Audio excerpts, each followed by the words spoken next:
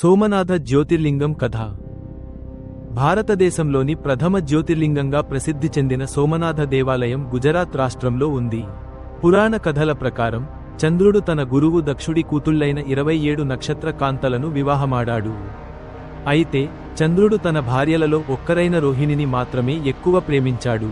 ఇది తెలుసుకున్న దక్షుడు చంద్రునిపై శాపం వేసి క్షయానికి గురిచేశాడు. ఈ శాపం నుండి విముక్తి పొందేందుకు చంద్రుడు సోమనాథ క్షేత్రంలో పరమేశ్వరుణ్ణి ప్రార్థించాడు. తపస్సు ఫలంగా మహాదేవుడు చంద్రునికి దర్శనం ఇచ్చి తన శక్తిని పునరుద్ధరించాడు. ఇదే స్థలంలో శివుడు జ్యోతిర్లింగ రూపంలో వెలిశాడు. అప్పటినుంచి ఈ స్థలం సోమనాథంగా పేరుగాంచింది.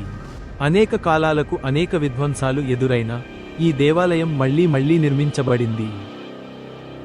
సోమనాథ జ్యోతిర్లింగం భక్తులకు అపారమైన భక్తిభావాన్ని కలిగిస్తూ శివుని మహత్యాన్ని తెలియజేస్తుంది.